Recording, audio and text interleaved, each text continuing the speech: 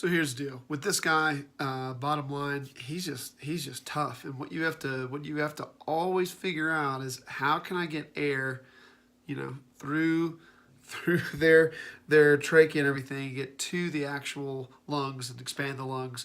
That's where oxygen and ventilation really come in and take place. So we need to help facilitate that. One of the problems with this guy, number one, is if all this is blown away,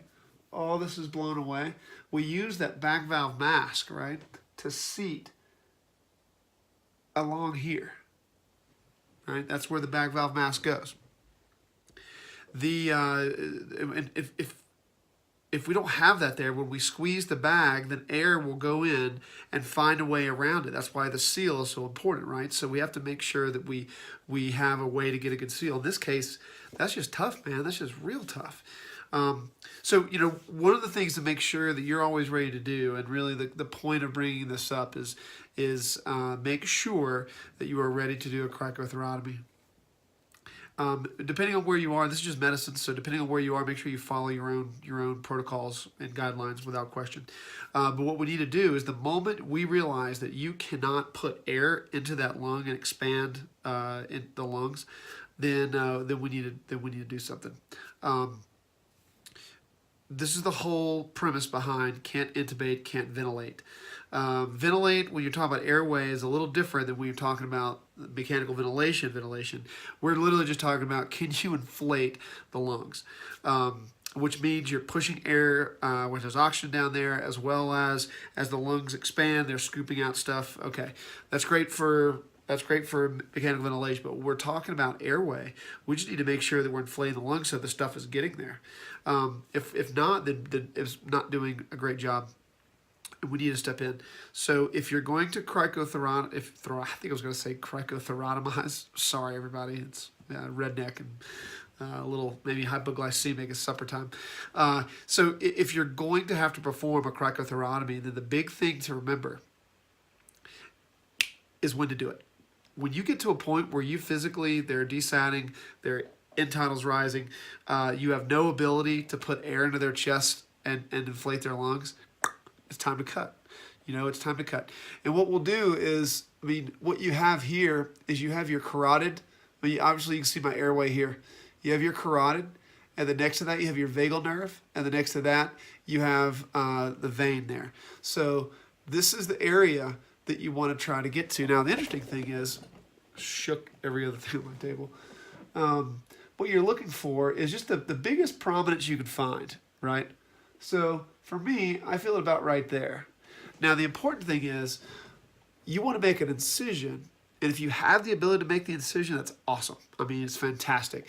I've done 3 or 4 of these, and I remember the incision. Once you make the incision, and you got to dissect down. So when you make your cut, you dissect until you hit the cartilage and you stop. I think I'm going to use my Apple Pencil here. Once you have that incision made, then you will feel a very sharp knob, kind of a blunt surface. And it's pointed, and that's what you're looking for. That tells you that is your thyroid membrane. And when you're there, again, mine's probably right there. When you make that incision, you feel that is telling you, hey, dude, you are right there. It makes, if you turn it to the side, so if this is how, like, when you feel it, but then, like, if they're sitting like this and you feel that bony prominence, all you got to do is slide right down toward their feet, and that spongy area, that's the Holy Land. You take your scalpel, you puncture the scalpel, go all the way over, come all the way back, right? So, I guess I should have had this prepared. If you have, I don't like my hat, so I'll just use a hat. When you puncture through and you cut over to the side, you'll reach an endpoint where you can't physically go over anymore, not with that scalpel, not with a 10 blade, you hit a cartilaginous endpoint. Turn your scalpel over, come to the other side to hit that endpoint. Now's not the time so much to be worried about what it's going to look like. You need to get a big hole so you can drop some plastic down there, whether you use a Shiley or a small endotracheal tube.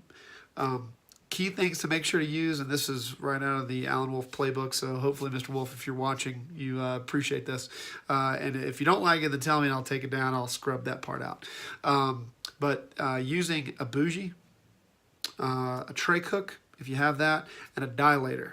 Okay, and then what you're doing is you're dilating it open, making the hole a little bit bigger. Then you're going to use the tray cook to pull all this tissue up, and all you're doing is when you hook that tray cook, is you're pulling it up a little bit so that you can see the airway. And then once you get that, drop your bougie, tube down the bougie. So being ready for this and being able to practice it is unbelievably important. And so make sure that you practice this. There's all kind of ways to practice it. That's a little bit for another discussion. Figure out how you're going to practice it. Practice it. Go through the motions and actually do all this stuff. Get a background story. Have a background. What makes these so great is because you can get a little information. You see this stuff. You're like, oh my gosh. Utilize everything you have, to make sure that it works best. For this guy, the question is, do you sedate him or not? So we'll talk about a little bit of that. Hopefully you've seen that. If not, then when you get through the other side, you'll be able to see a little bit of my commentary on that. But otherwise, this is a tough call. Just always be ready to act. Always be ready to knock this out. Okay? Good job.